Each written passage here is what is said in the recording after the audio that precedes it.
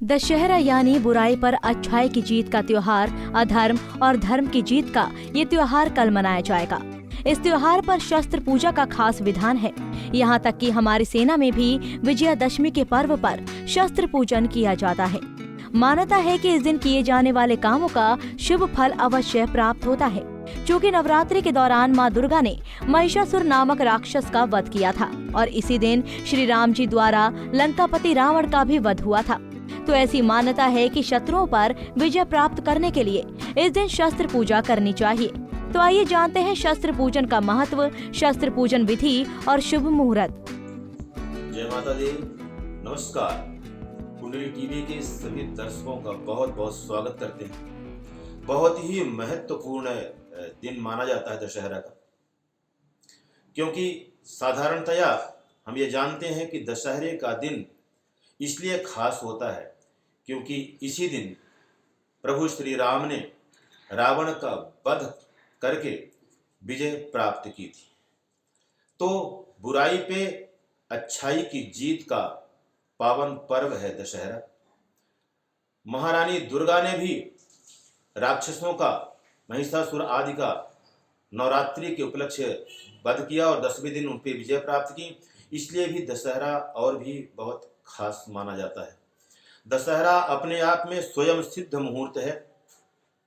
आपको कोई शुभ कार्य करना हो और कोई मुहूर्त ना मिल रहा हो तो आप दशहरे के पावन पर्व पर अभिजीत मुहूर्त ले लें या विजय मुहूर्त ले लें या अमृत मुहूर्त ले लें और उसमें कोई भी कार्य आप कर सकते हैं।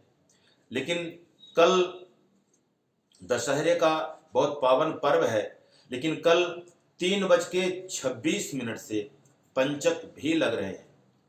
हमारे हिंदू शास्त्रों के अनुसार पंचक में दाह संस्कार नहीं किए जाते हैं।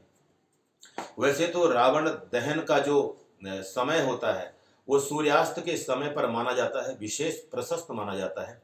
लेकिन कल 3:26 से पंचक शुरू हो जाएंगे। पंचक धनिष्ठा नक्षत्र के तीसरे चरण से लेकर के रेवती नक्षत्र के अंतिम चरण तक पंचक कहे जाते हैं। तो कल 3:26 से पंचक भी शुरू हो जाएगा।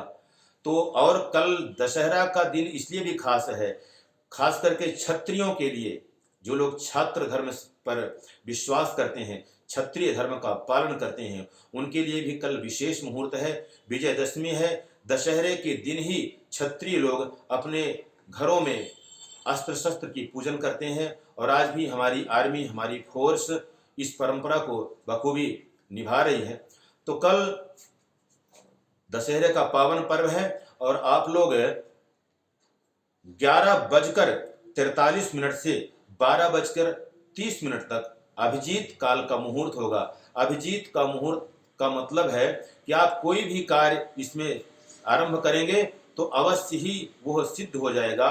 तो जो अस्त्र शस्त्र पूजन करना चाहते हैं उनके लिए कल 11:43 से 12:30 तक एक समय है। विजय कालिक मुहूर्त 2:05 से और 2:52 तक विजय कालिक मुहूर्त है और अमृत मुहूर्त 6:44 से 8:27 तक रहेगा। आप इस समय पर विजय मुहूर्त अस्त्र शस्त्र का पूजन कर सकते हैं। कल के दिन पूजन करते वक्त पहले श्री गणेश जी का, लक्ष्मी का, सरस्वती का पूजन करें। साथ में जया और विजया का पूजन करें।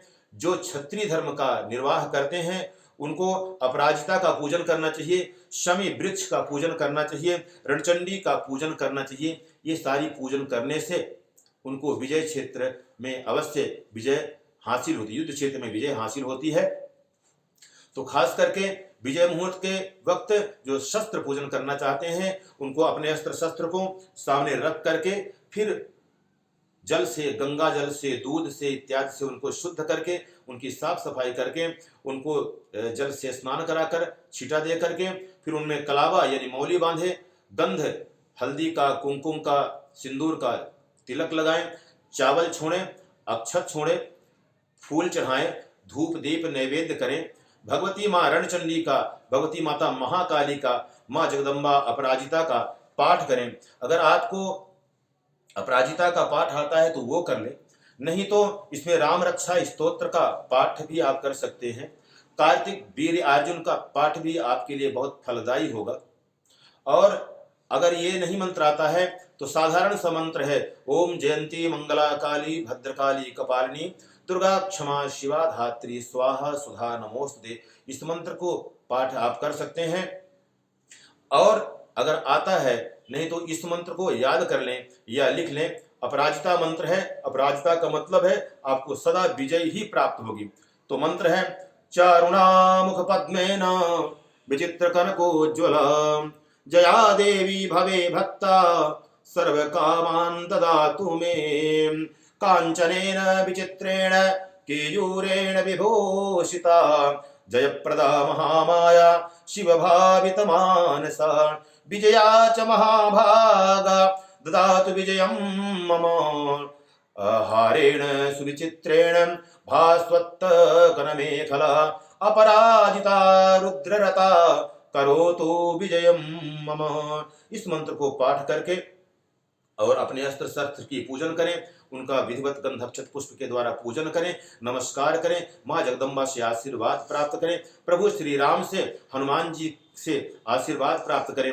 अगर आप इस तरह से यह पाठ, यह स्तोत्र का द्वारा पूजन करते हैं तो आपको निश्चित ही हर क्षेत्र में विजय प्राप्त होगी, चाहे वो शिक्षा का क्षेत्र हो, चाहे वो कार्य व्यवसाय का क्षेत्र हो, चाहे वो युद्ध का क्षेत्र हो, या शादी विवाह का क्षेत्र हो, या घरेलू परेशानी का क्षेत्र हो।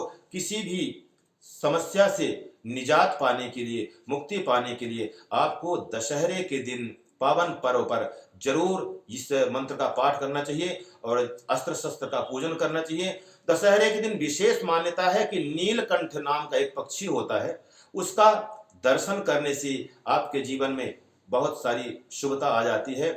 दशहरे के दिन सभी बुराइयों को भूलकर, अगर पिछले साल इस साल किसी से झगड़ा हो गया, लड़ाई हो गई है, तो उसको भूलकर एक दूसरे के घर जाइए, उनके घर में चाय पान करिए और एक दूसरे को पान दे करके और गले मिलिए, इससे भी आपकी बुराई दूर हो जाती है।